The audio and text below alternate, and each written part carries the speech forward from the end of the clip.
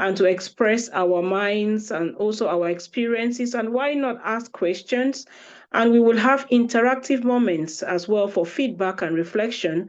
And so let's maintain respect and openness throughout this session.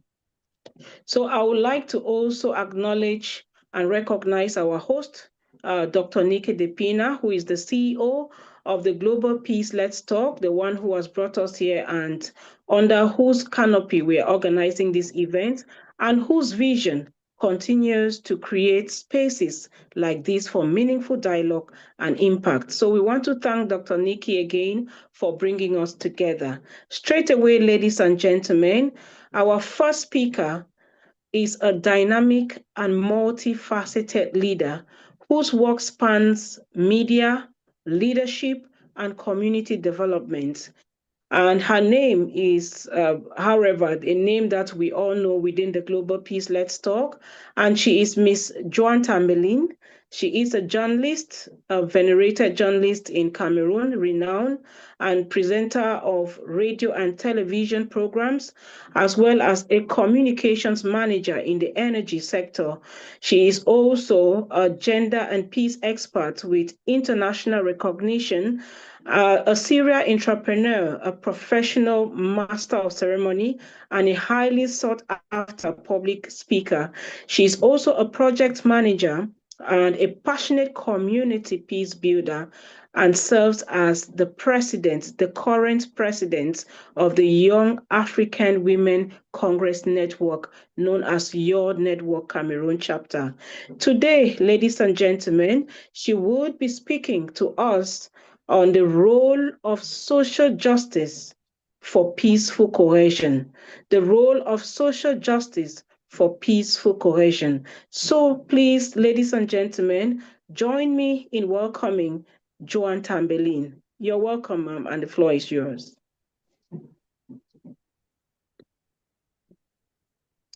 Kindly unmute your microphone, please. Okay. Perfect. Thank you so much, Madam Rose, the moderator. Thank you so much, Dr. Nikki. Thank you so much, all panelists, and thank you for everybody that is participating for this beautiful session today. Social justice is a topic which it's not only a topic, it's everyday's life. Social justice is something that we should handle with dignity, with pride, and we should handle with every self-esteem. Social justice is the cause of societies, of communities, of neighborhoods, of families not being able to live in peace. What therefore is social justice? What is it? When we are talking about it, we put so much grammar, we put so much terms, we put it in very high place. But today I want us to calm down. What is it all about? Social justice is about fair, equitable distribution of resources, opportunities, rights, ensuring all individuals, regardless of their race, of their gender, of their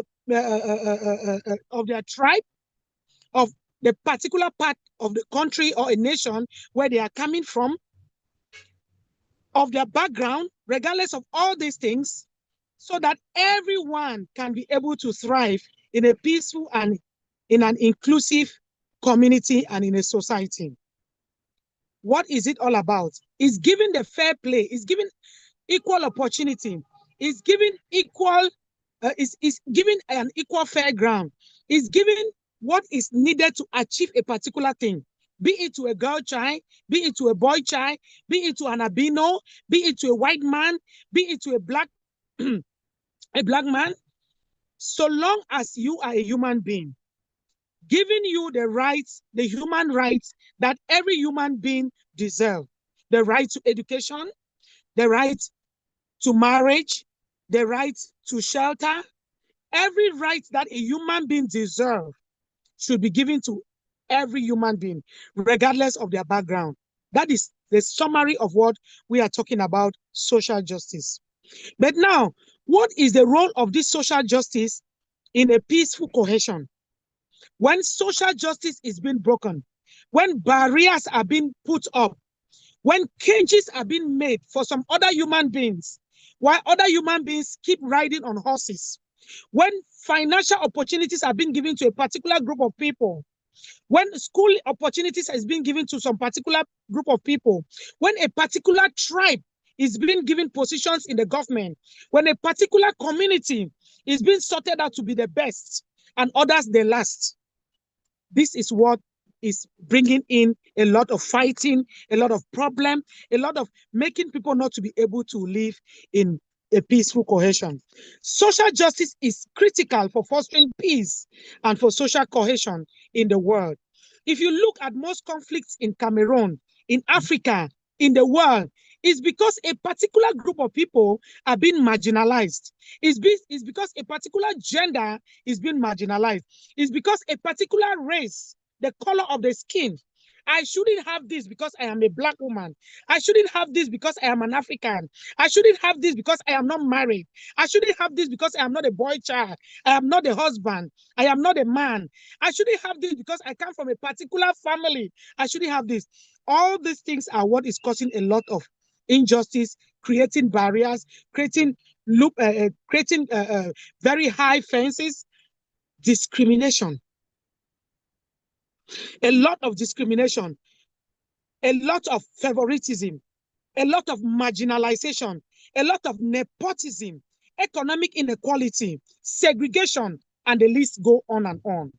This is what is creating those very high fences. And once somebody understands that because I go to a particular church, because I am a Muslim, or because I am a Christian, or because I am a Nigerian, I am a Cameroonian, I am an Egyptian, all this is what is causing the issue of social justice, and it's making people not to be able to live in peace. But if we give human rights to every human being, if we give human rights to everybody that is called a human being, be it a man, be it a woman, be it a girl child, be it a husband, no matter their religion, no matter their race, they will be able to live in a very peaceful environment. Broken social bonds, if you look at the cases of Rwanda, is because a particular group is being favored over another particular group.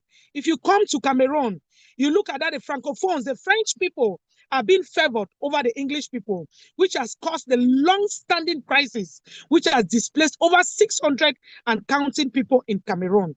If you look at Nigeria, it is the same thing. If you look at Congo, it's the same thing. It's about a particular group being favored. It's about the Muslims, it's about the Christians. But if we broke all these barriers and we level the playground for everybody, there will be peaceful cohesion. How do we get peace? How do we achieve this social justice that we are talking about in order for us to be able to live peacefully? We have to address economic and social disparities. One, there are particular in economic field, there are particular jobs. There's a particular kind of business, like for example, in Cameroon, there's a particular business that belongs only to a particular tribe of people, to a particular community of people. No, these people are the ones that are supposed to do this. These people are the ones, they are on the president's side. They are on the high side. They are on the VIP side. You cannot sell this. You cannot sell fuel. Oh, you are not this. You are not that. These are the things that are causing a lot of problems and making people not to be able to live in peace. We'll look at tribalism.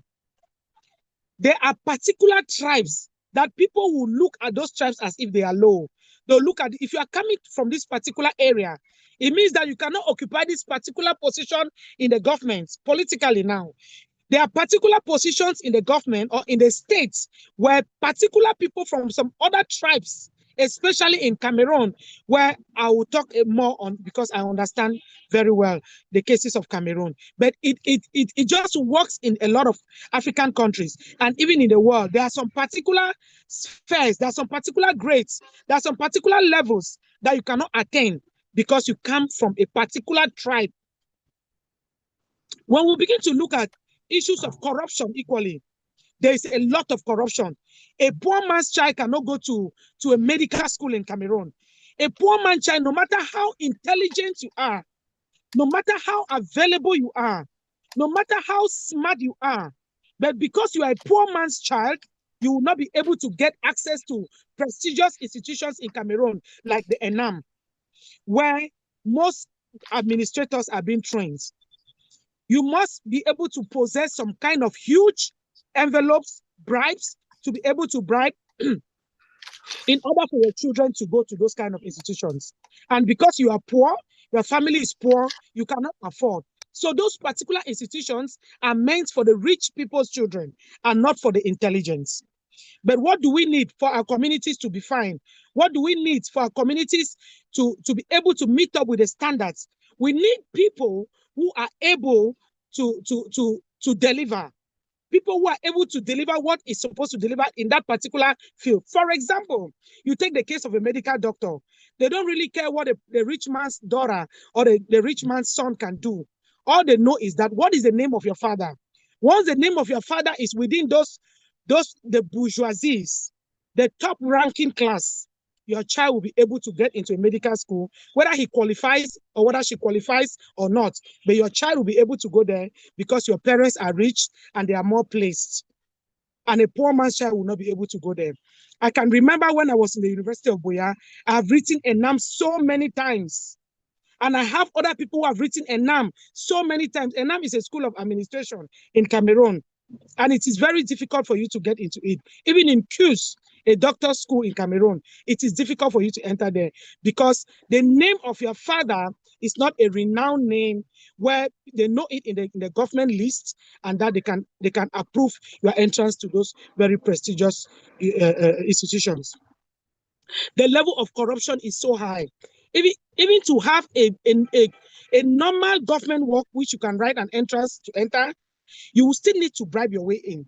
You will still need to prove that you have the financial resources to dash some people in their offices, people who are already rich, people who are already well established, but they will need you to get them fat envelopes to be able to pass an exam, which is supposed to be entered simply by merit. When we look about the inequality in resources allocation, for example, Cameroon is in 10 regions, and you see that there are some particular resources that come from a particular region. They come from a particular region. For example, let's talk about timber. We have seen cases where timber from Mafé, from the southwest region of Cameroon, getting to Douala and prepared for exploitation, they will write that timber is coming from Kribi. That timber is coming from Kribi, whereas that timber did not come from Kribi. This exploitation of natural resources, they'll get it from a particular region and they'll write on it that is coming from a particular region, just because they want to boost the economic of that particular region. Whereas the region where, excuse me, whereas the region where the resources are coming from is being neglected. Also, this issue of centralized government system is causing a lot of social injustice. The government system is so centralized. You want to make a passport, you have to go to the capital city. You want to make an ID card, you have to go to a capital city. You want to do any official document, you have to go to the capital city. For example, in Cameroon and in some other African countries, the system of government is so centralized. There is a very tight administrative bottlenecks where there is very little decentralization. Everything you have to go and put on a queue in a particular state, in a particular region, in a particular city, because that is where the government's high seats are being located. Those are the things that are causing a lot of inequalities. Well, we begin to look at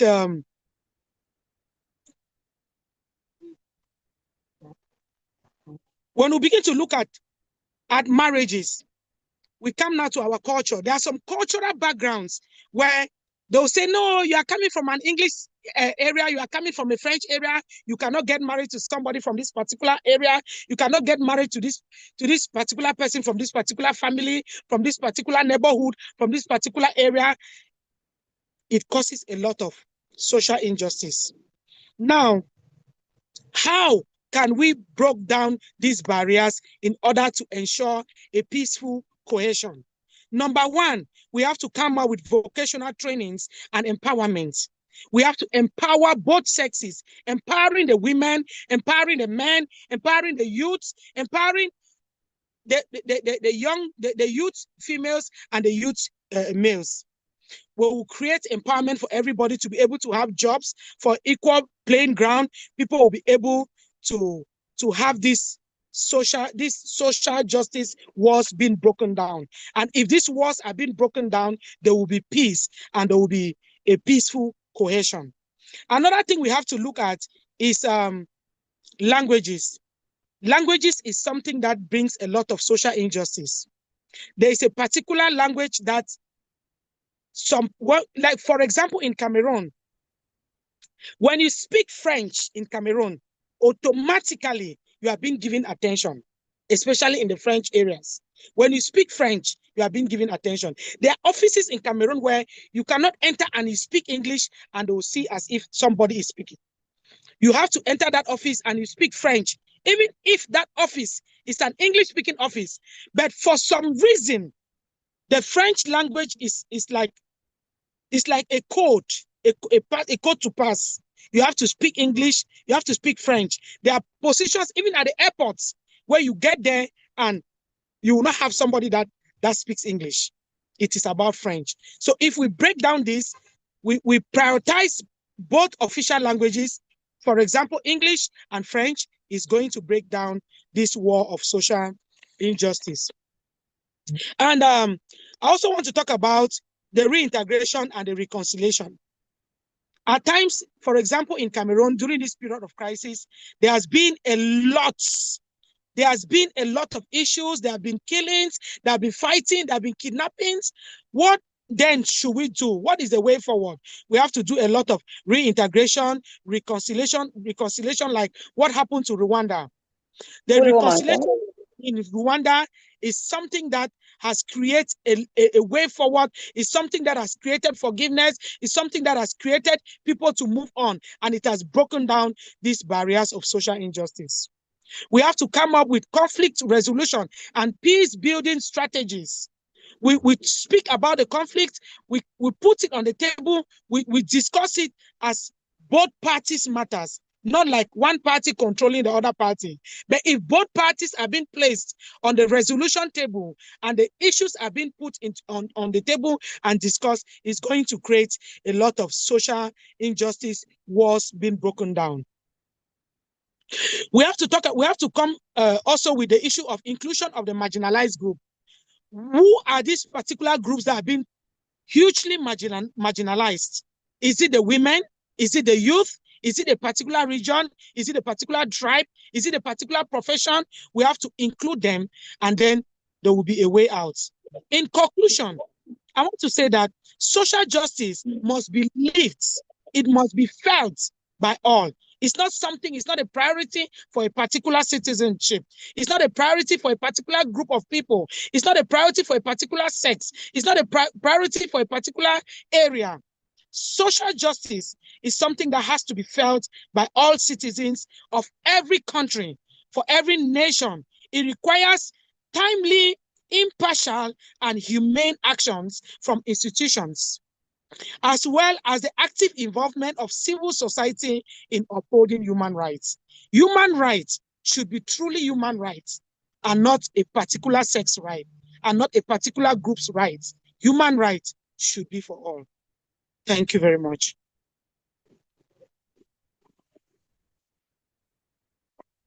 Thank you so much. Please, can we give her a round of applause in the chat room? Please, this is really mind-blowing.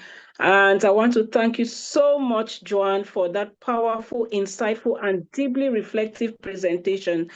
We truly appreciate how you've unpacked the many layers of inequality, not just as abstract concepts, but as lived realities. Your examples from Cameroon, from Rwanda, and other African countries and communities helped us to clearly see how social injustice manifests across different contexts, and more importantly, how it impacts peace, cohesion, and human dignity. And I believe that just like every other person who listen to you, you have reminded us that social justice is not optional. It is foundational to peaceful coexistence. And your emphasis on inclusion, equity, and shared responsibility gives us both perspective and direction. Thank you again for bringing both professional expertise and real world context into the conversation. Now, I'm inviting every one of us as we prepare to go on to the next speaker. Let's take a moment to reflect. In one word or a short phrase, I already dropped the comments or what I want you to do in the chat room already. In one word or phrase, what really stood out for you from Joanne's presentation? Kindly go into the chat room and really explain what you think really stood out from Joanne's presentation. I think it was really a sharp message there. And I really want to thank you, Joanne, because you really touched the different areas when it comes to excluding people, the inequalities from economic, political, and whatever decision-making processes that are involved, even the systems, and even the day-to-day reality of our living together. Thank you very much, Dr. Nikki, who says warmest greetings to everyone. We sincerely appreciate your support for social justice. And if you have any questions for Joanne, please kindly post them here. Thank you, Dr. Nikki. And of course, we have something from Dr. Ash, who says the concept of HRO falls within the framework of constitutional law and international law. So for this purpose, it has been identified to defend by institutionalized means the right of human beings against abuses of power committed by organs of the state, and at the same time to promote the establishment of human living conditions and the multidimensional development of human personality. So nature, human rights are more than legal concepts, and they are the essential of man. They are what makes man human, and that is why we are called human. They are called human rights. Deny them, and you deny man's humanity. And this is called from Jose Diogno. And thank you, Dr. Nikki. Well done, Joanne, for your session. Extremely focused on how we can make a difference, and I'm very proud of you. That is from Dr. Nikki to Joanne. And of course, we have a question here from Tata Charity. We will handle that during the end of the session. And Perpetua says, inclusion of marginalized groups is very important to overcoming social injustice. That's a good one there. And Madame Joanne, this is really mind-blowing. This is from Tata Grace, and unfortunately, very true. Now, what do we do to stop all these? We are going to come towards the end to answer all of these questions. And of course, we keep having more about human rights and about the freedom from torture and protection from inhuman treatment and all others. If you can focus in the chat room, some long literature which of course is pregnant from Dr. Ash Frankel, which of course we really appreciate. Thank you so very much. We are so grateful. And Joanne, if you can warm your seat and wait up for the questions after the next presentation, this will be really, really good for us. And Wame Gladys, thank you for joining us. Say social injustice is at the center of almost all the conflicts the world over. And Dr. Nikki says social justice is the heart of peace. That's quite correct. And Vagoga Sally says inclusive social justice means everyone gets a seat at the table, no matter their background, identity, or struggle. Thank you so very much, dear participants. This is really, really important that when we get such feedback, it actually helps us to let even the guest speaker know that something has been passed across and we are learning lessons. And I like the way she finished her presentation by being solution-oriented.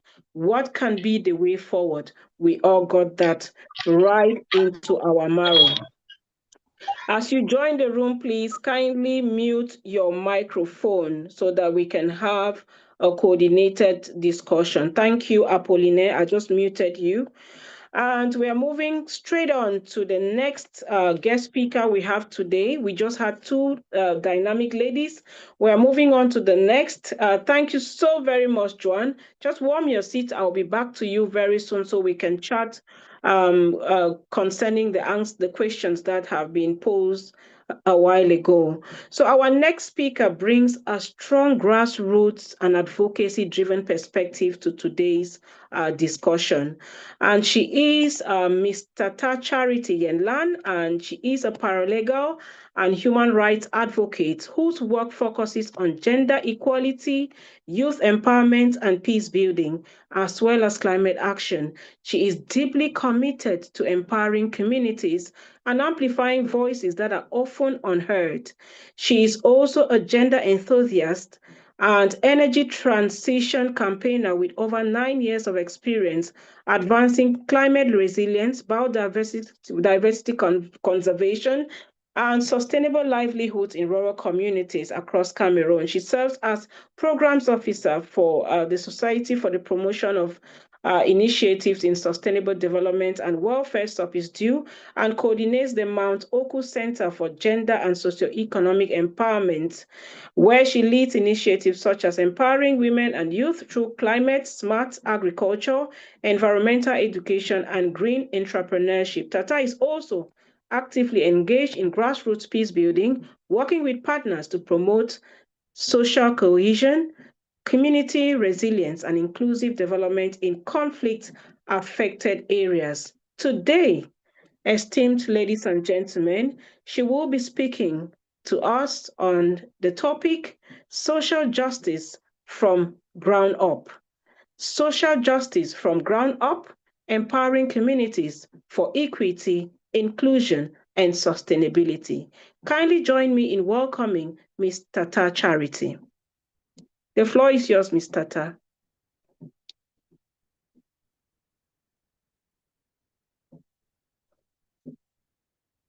Are you there, Ms. Tata? You can unmute your microphone and speak. Let's kindly welcome her in the chat room with flowers, with hearts, with applauses. Oh, okay. Thank you, Madam Roslyn Oba. Thank you to the Global Peace Let's Talk team and to Dr. Nikki. Thank you to Joanne for giving great insight on this topic, social justice. Like Madam Rose already said, my name is Tata Charity Yenlan, and I'll be talking on the topic social justice, looking at it from the bottom to the top, social justice from ground up. I'm looking at it from the bottom to the top because when we are looking at justice in itself, justice is something that is already high. But how can we take it from ourselves, from us to the world? So when we are talking about social justice, we have to first of all look at injustice. And injustice is something that is perpetrated by all of us in one way or another. So on this particular event, I don't want to start it by just speaking, but I want us to bring our spirits into this room and actually feel what we are talking about. So I want to invite everybody within the next 30 seconds to close their eyes and think one injustice they are guilty of. And if you're able to think one injustice you're guilty of in 30 seconds, it means if you were given an hour, you will have a bucket full. So I give us this quiet seconds to think about one injustice we are guilty of.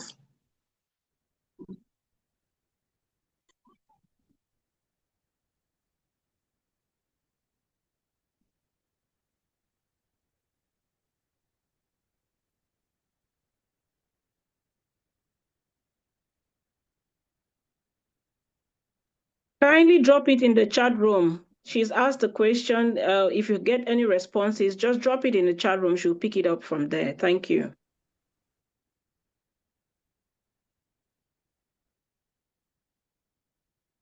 Okay, I think we've been on for 30 seconds. I'm certain everybody is guilty in one way of an injustice or another.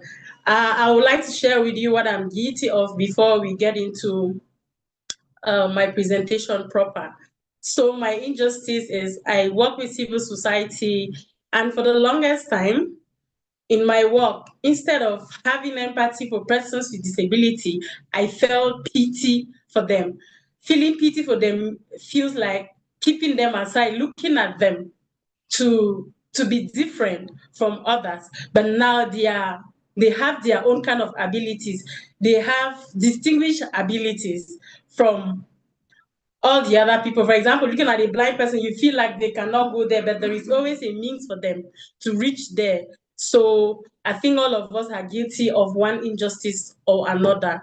Now let's look at social injustice from ground up, empowering communities for equity, inclusion, and sustainability.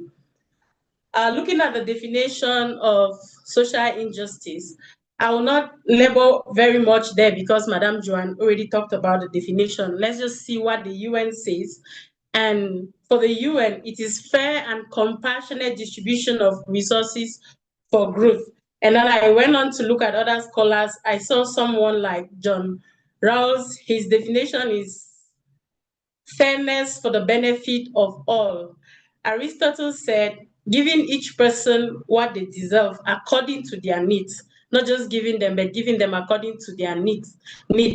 Karl Marx, based on his principle of Marxism, was looking at it as zero exploitation and fair sharing of resources. So resources should be distributed fairly for the benefit of everyone. Now, we'll go more on the positive note because we already know we are unjust people. We are perpetrators of injustice in our everyday based on our reflection. So what are some of the principles of social justice that we have to know, we have to harness to be able to make sure that we are socially just and we are not perpetrators of injustice after this presentation? We look at equality.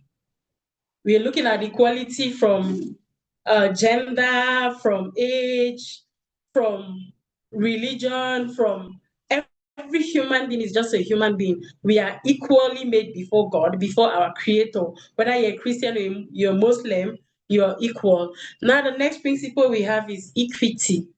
Equity. Equity is a very, very strong word because when you talk about equity, some classes will now try to look at equality and equity to be conflicting because equity is given accordingly. But sometimes you look at equality, you have to leverage to see how you bring everybody to be on the same level. But if you do equity perfectly, you realize that justice is done for everyone.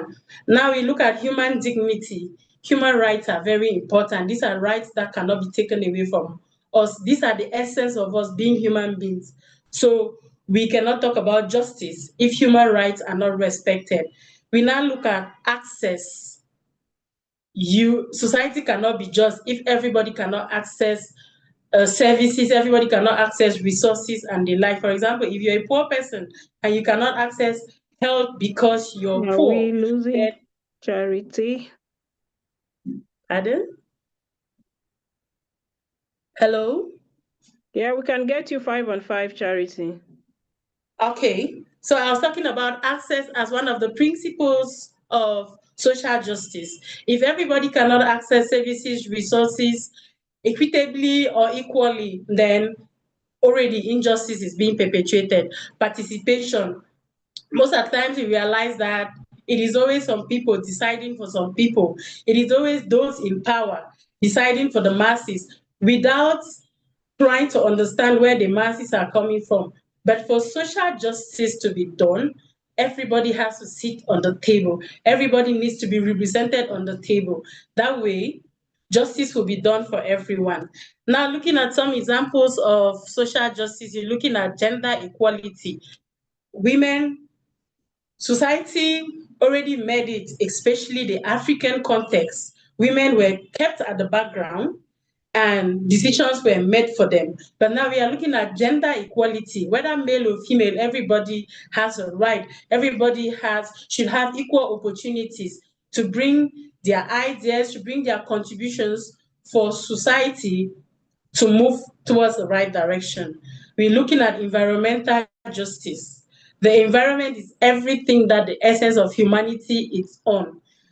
Whatever we are surviving on is in the environment. So if there is environmental injustice, then we cannot talk of social justice. Look at crises everywhere around the world. Look at natural crises. Some are caused by man, some are natural. If you don't see how to put a level ground for everybody to be in a well-safe environment, then you cannot talk of social justice. Economic and to say economic justice, everybody needs to be able to benefit from social services, from economic services, and be able to survive well for justice to be done. Now, we have seen what social justice is in essence, definition. How now do we see injustice? Injustice is something that we live, we just experience it after closing our eyes for 30 seconds. How is this injustice perpetuated? Rural women and youths and persons with disabilities are always facing barriers, are always pushed to the background in most communities. So they are not involved in anything. Decisions are made for them, and they only get to listen, they only get to take what is left for them. It cannot be justice if it is not on equal grounds. We have barriers limiting access to finances, access to land, access to skill and decision making for women. You realize that in most communities around the world, women don't have a right to own land because they are not the landlords are men. Most women don't have financial independence. That is why most times you see domestic violence everywhere, every now and then. For women to acquire skills, for young people to acquire skills, or for people from some tribes or cultures to get particular skills, it's really a challenge. That is injustice done on them. We have, if we see all of this, we realize that for social justice to be lived, we must begin from the ground. We must start from the level of families, from the level of small communities, religious communities, to our nations, and to the level of the UN. We cannot start social justice from the top, but we have to tackle it from the bottom. It must start from the house. If you have 2 children, male and female, you have to give them the same opportunities. You have to give them opening for everything, such that they make a choice and they are able to live it. That way, you'll be doing justice to all of them together. Next slide. So, social justice from ground up. When we're looking at social justice from ground up, we're looking at equity. Equity for me is fairness and access to opportunities. If there are 2 chances for a job, then obviously it should be 1 male, 1 female. You have to make sure that the opportunities are equitably distributed. Look at inclusion. Sometimes people from minority groups, persons with disability or with special abilities are excluded from particular activities. Persons from, if you're Black, your skin color already limits you. If you're fair, if you're an albino, if you're a Bororo person, you see, that is already limiting you from getting particular opportunities. So for social justice to begin from bottom to top, we have to make sure that everyone is included, no one is left behind. We look at dignity. Dignity is a very sensitive topic, and you realize that most social injustices happen because dignity is disrespected. For example, if you want to help somebody and you want to help the person as if they were an animal, you don't want to respect their human rights. You see them, you objectify them, you see them as things simply because you want to do a favor to them, then their dignity is already taken away from them. You look at where wars happen, where crises happen, you see kinds of assistance that come, some that actually dehumane beneficiaries. So we have to make sure that we ensure that there is dignity for everyone, for those who are troubled and for those who have helped deliver. Then let's look at access to resources and participation for all. Everybody needs to have access to resources. Education should be equal for all, for everybody. Health should be the same for everybody. And when it comes to decision making, everybody should be able to sit on the table and have their voices heard. When it comes to election, women should not be pushed to the background. You should not be pushed to the background. Everybody should be able to sit on the same table and let their voices be heard and let their vote power be included. So we also have community-led, local-driven solutions. Best solutions come from community, from affected people. If you want to solve a problem, then you have to tackle the problem from the root, because no matter how you come from the top, your solution will kind of be a smoke screen. And when you move, your solution moves with you. But when the solutions come from grassroots, most times they will succeed effectively. What are some of the barriers that community face to ensure this social justice? We see economic exclusion and unemployment. Africa, for example, a lot of young people and women are struggling to put food on their table. Even everywhere around the world, youth are complaining. It's been a struggle. So everybody needs to be included. These barriers need to be taken out for young people, for women, for persons with disability to be able to be economically viable.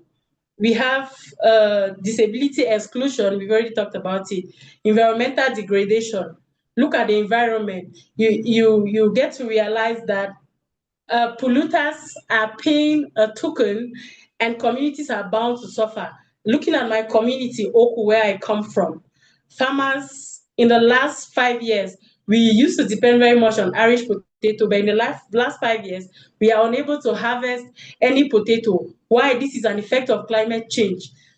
And those who are causing the most part of this climate change, those who are polluting the environment, they are paying little, and this little cannot even cause any impact to these communities that are suffering. So we need to be able to be to ensure accountability. For example, those big companies that are emitting gases should be able to pay for at least subsistence for some of those communities that are suffering from the effect of it. The other day, I was discussing with a friend, and we are talking about AI, and they shared that one day, to call the servers that store information for AI, they use about 2.1 million tons of gallons of water just for cooling. So imagine the long-term effect. We have to look at all of this and know that for justice to be felt by everyone, we have to consider accountability and participation for all. We look at limited access to education and skills for minorities, people from particular communities, Bororo communities,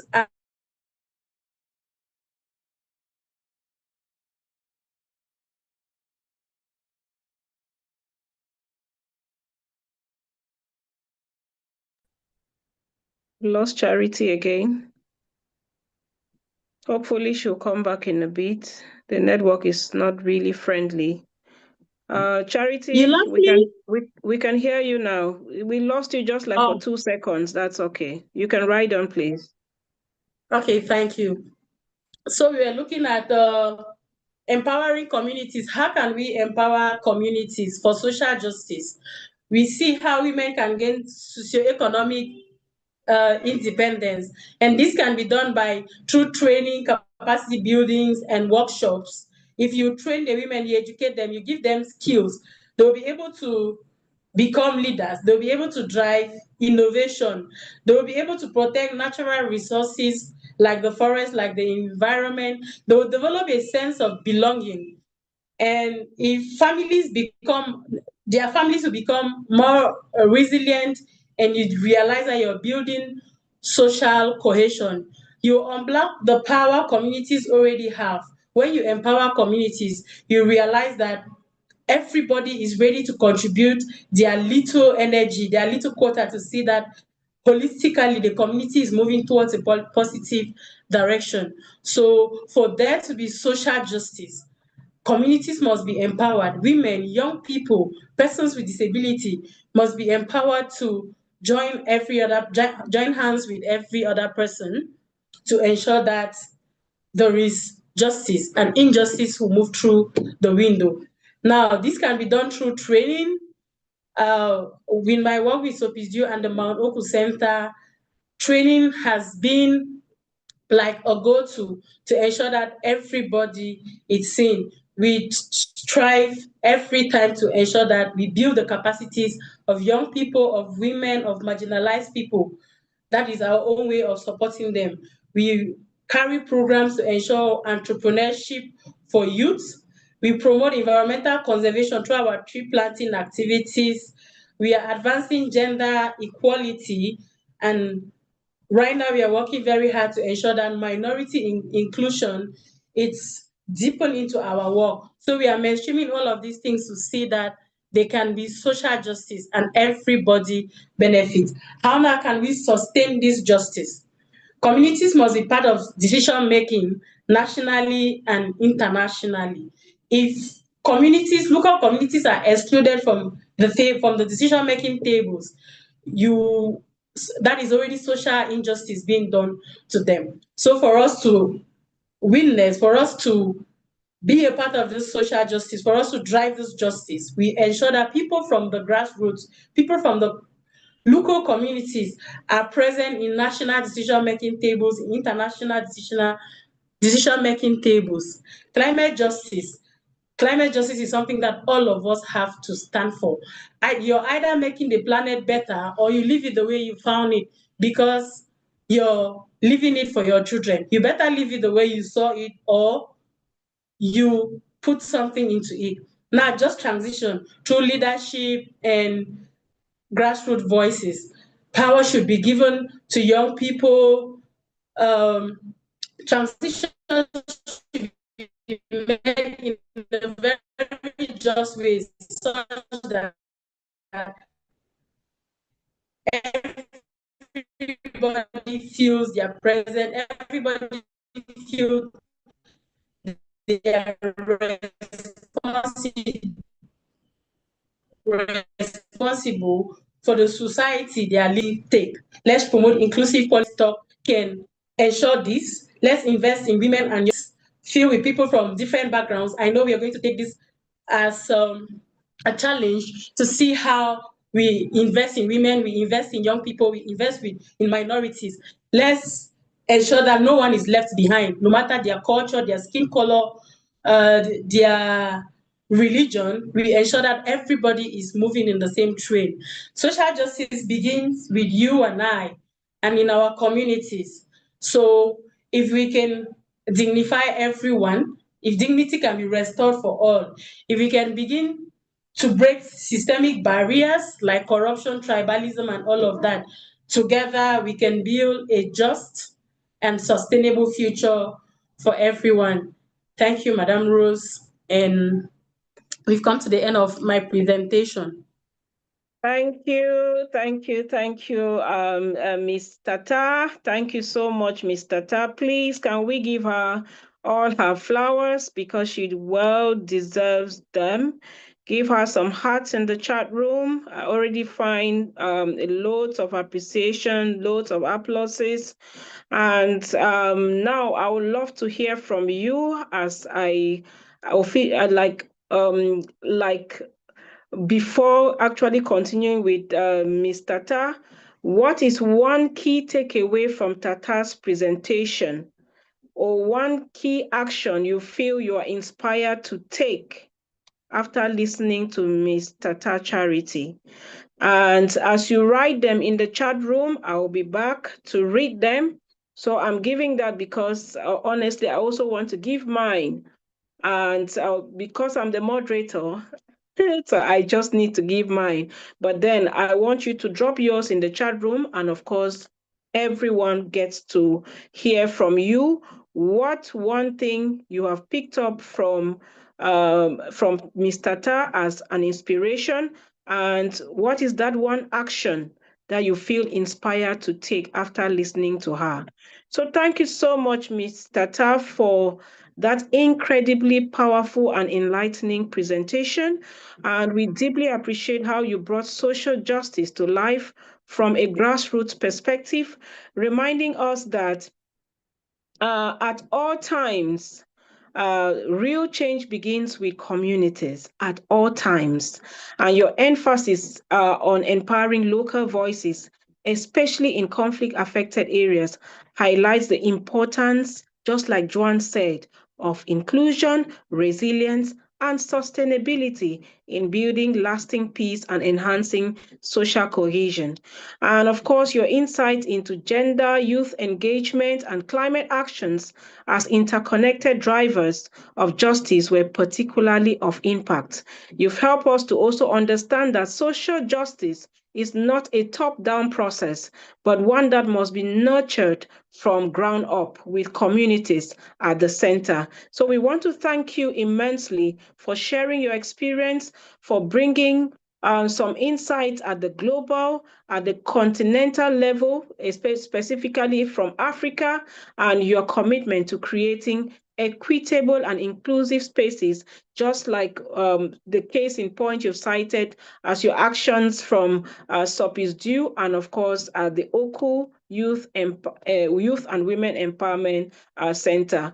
Now, I just want to go quickly into the chat room, and I found some very, very insightful and enriching comments. And of course, when you talked about what we are guilty of, some of us said, for example, injustice towards women. And of course, we also had another participant who said, I'm guilty of negotiating too much on wages my workers ask of. So those are some of the things that sometimes we are guilty of, and sessions like this come in to help us. And of course, Dr. Nikki says, community-led and access for all. Yes, absolutely, Tata. Minority groups are treated as people to be moved away from opportunities of recognition and their struggle for the right to a life of acceptance, unlocking power of communities, grassroots voice. Yes, we definitely need that. And Bukat, thank you for joining. He was reacting to Joan, and he said, "Great, Joan, you are. These are additional proofs of some reasons of the slow development of African nations because they do not give power to the women." Same it is and was on other countries and regions, but more and more societies learn justice means being equal in front of courts, governments, but also in the local, national, and international communities and societies. It's hard to change traditional thinking existing hundreds of years, maybe thousands of years. Meanwhile, I think those differences somehow are needed by the people being able to say, I am better, more valuable, more right than you because I am X and you are Y. We need to come over and we need to make it international that we all have the same value. Question is whether one gives more weight to the differences or to the similarities. What is given more power? And of course, he continues to talk about African situations where the politicians and others often speak about African unity, Pan-African, but the realities are really different. I agree with you on that, Bukat. And just recently, he said, I spoke to a high-profile African government consultant, close relatives of the late Ethiopian's imperial Selassie. He told me Africa produces too much hot air instead of real unity. The fact is just the opposite, and special African and foreign interest groups are trying to split any unity, similar to the US, Russia, China are trying to do with the EU and other parts of the world. He said, if the current development will go on in Africa in some years, the continents have not 54 countries, but around 250. And to come to this point, just thieves of raw materials and suppliers of weapons are the winners. How to change this?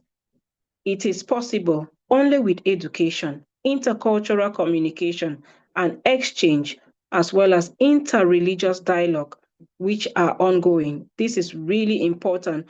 And of course, Dr. Ash says she has dropped a link there. We could read more about climate change and the role of women in the face of climate change. Thank you for that. And Wame Gladi says, very beautiful presentation there. And Dr. Nikki, well done, Tata. Thank you so much for your presentation. And of course, Dr. Ash continues to educate us more on human rights, which of course is very important. And Wame Gladi says, social justice must be a bottom-top affair. And Tata Gray says, very inspiring. If we must support sustainable inequality, breaking initiatives, it will go a long way to break the barriers to these social ills. And Inda says, you're welcome, Kuchambi Inda. I am not guilty, but a victim of social injustice with regards to my gender. It's a pity hearing that, and I want to agree with you that many of us, because of our gender, have gone through the same injustice situation like you. If we want to mention the specifics here, we're not going to end this event of today. And Dr. Ninki, thank you, Roslyn and team, guest speakers, thank you, communications team, and all the partners, as well as participants for joining.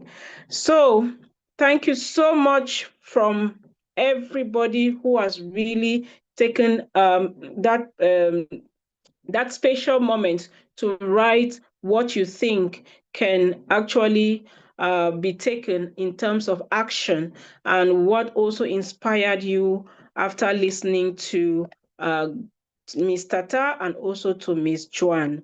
So there is just one thing I need us to talk about, and then we'll go on to the two questions that I picked up. And this is just one thing I need from you. One word or two words. If you could change one thing in your community to promote social justice, what will it be?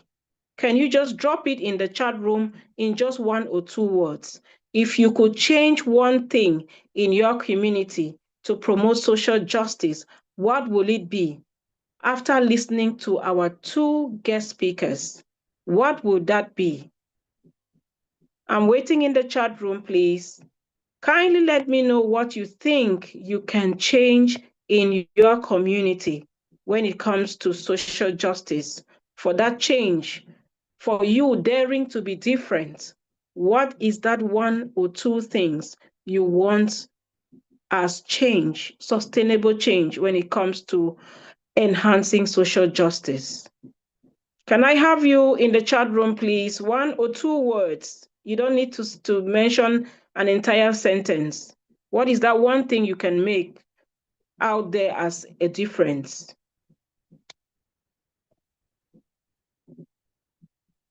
So as we wait for that one or two things that you feel we can be able to change in our different communities, I would like that as we write them, please don't, it's the list is exhaustive. Just write as your heart actually feels after listening to our two guest speakers. What is that one thing you think you will implement in terms of change?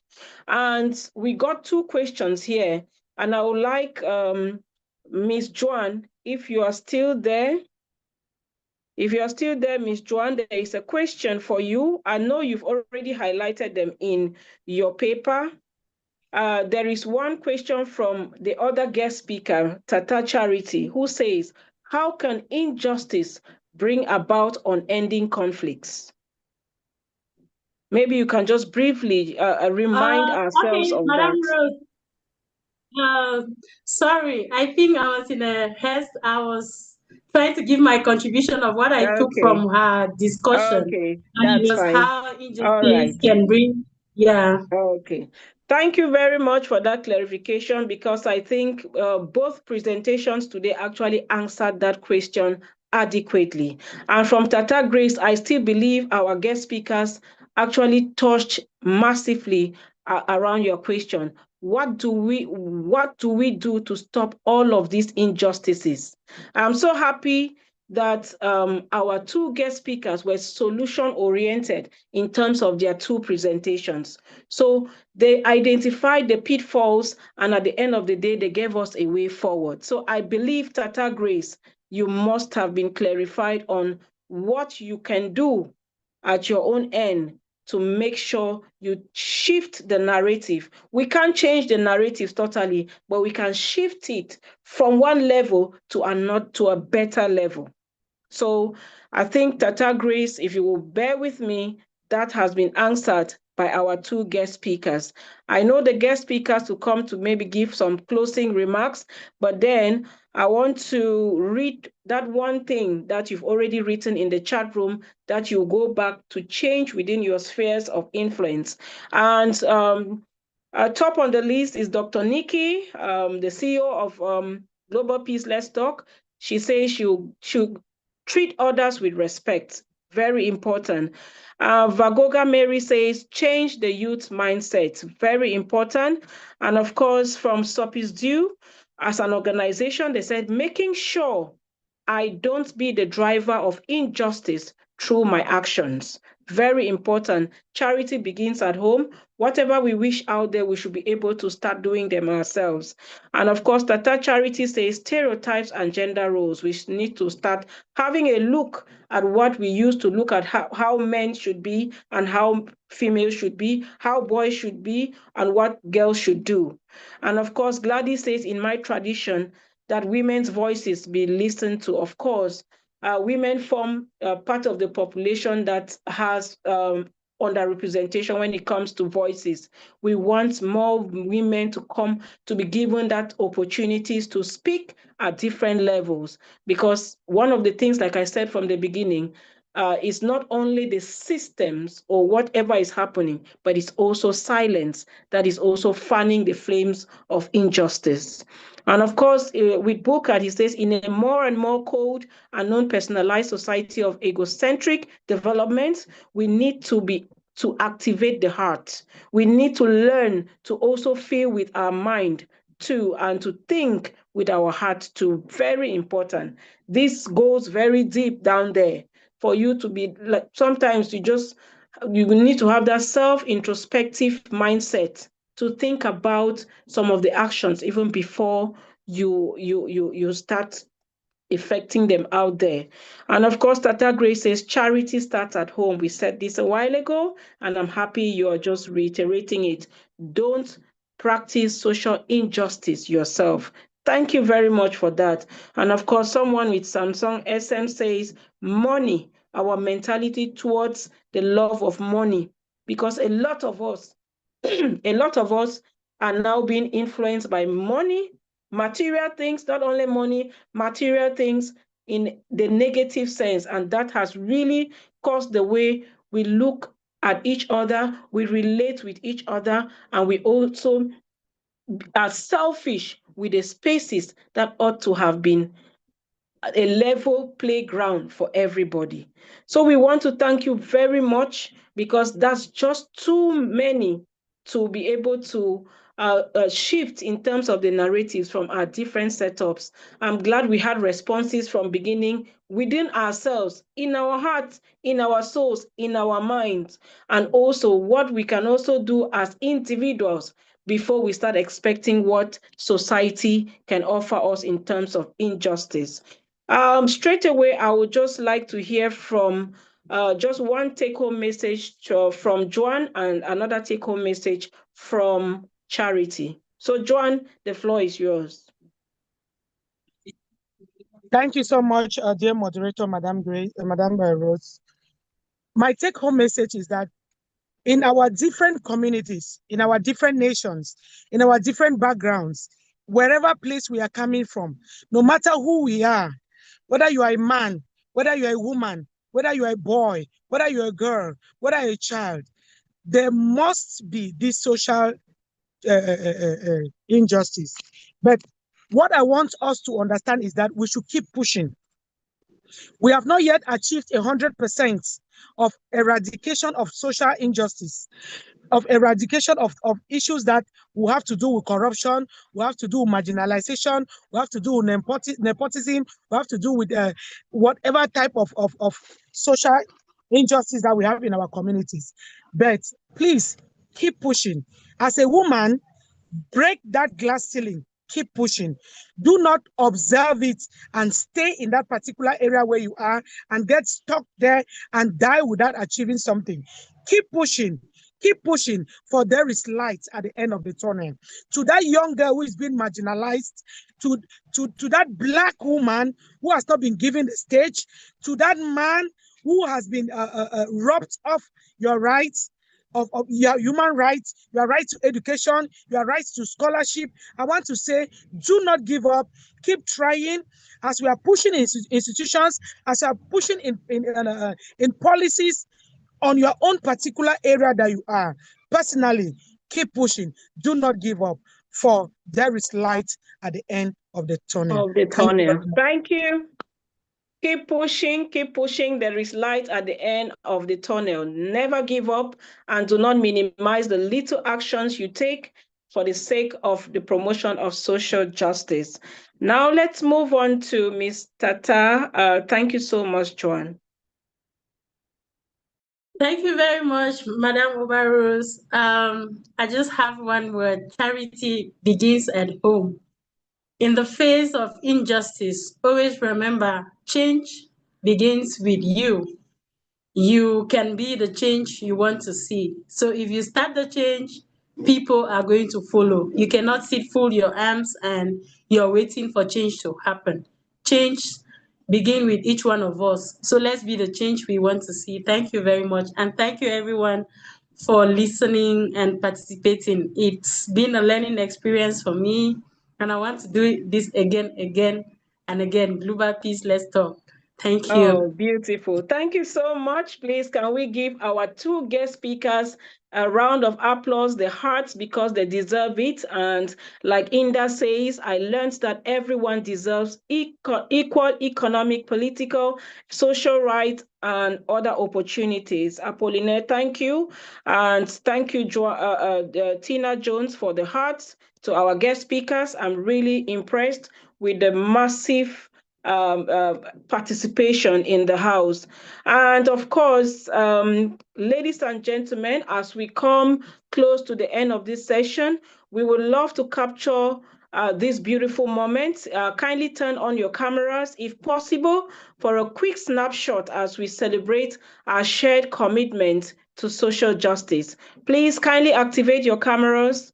Kindly activate your cameras, and please don't miss out on giving the hearts to these dynamic guest speakers we've had today. I've learned quite a whole lot, and I believe you all have learned quite a whole lot.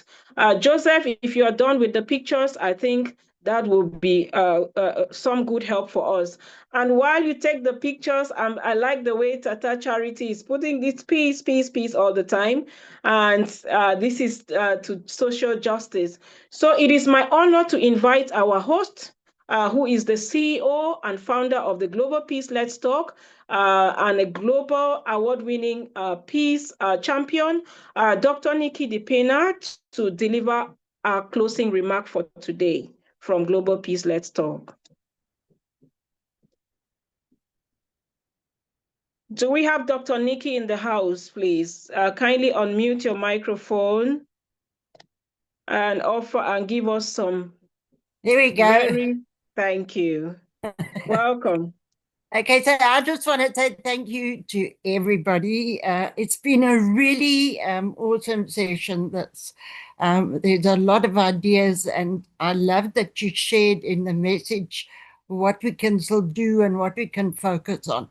So what's very important is that we come across as a very strong team, and that we have our values are very focused on impacting our communities and impacting lives. It's a very difficult time that we're living in.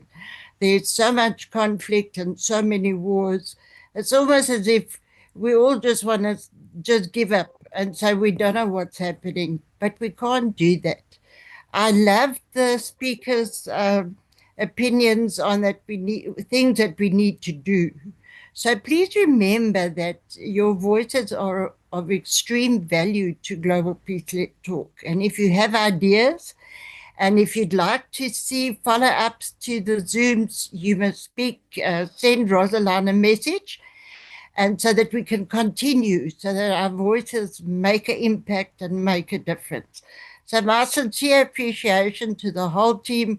Thank you, Joseph, for the Zoom, and the whole of the communication team. You guys are amazing. Thank you, Franca. Thank you, Tina.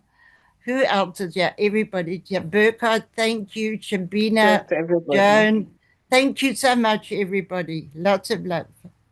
Thank you. Lots of hearts for you, Dr. Nikki. Lots of hearts for you all the time.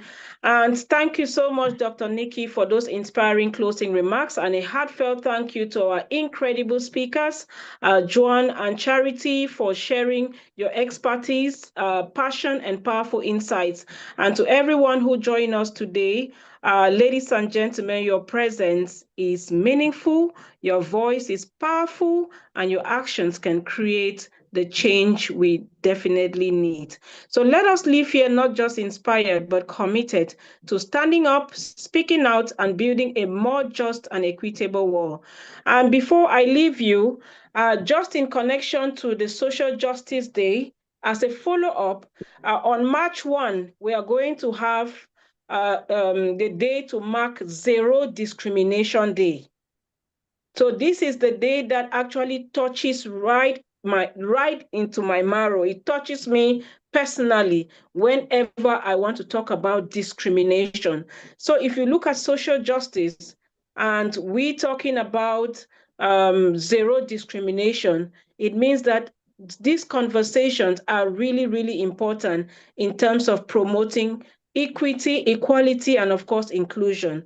So if you don't mind, we are going to be meeting up again on March 1 to mark the Zero Discrimination Day internationally. So have a wonderful day, and we look forward to seeing you at our future engagements. And the nearest is March 1. And please do not fail to keep sharing your feedback on our WhatsApp platforms, on our chat room, and then, of course, we have our Facebook page. If you type Global Peace Let's Talk, Facebook, you will have us.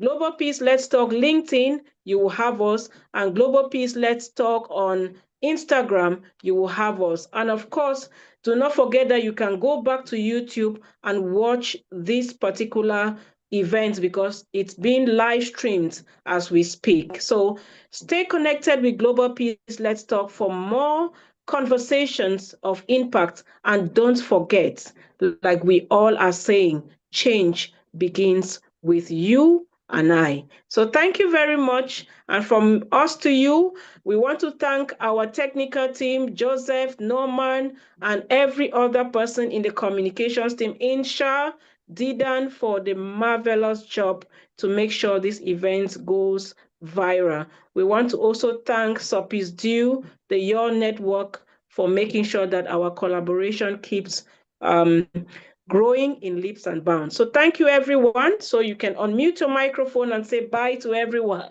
Bye to everyone. You can just Goodbye, bye. everybody. Bye. Bye. Bye. Bye. Bye. Bye. Ciao, Bye. Burkhard. Ciao. Bye. Bye. Thank you. Bye. Bye. See you. Much love to Bye. everyone. Thank you so much. Bye-bye. Thank you. Bye. Thank you. Bye. Thank you. Bye. So Joseph, you're free to close the room. Thank you.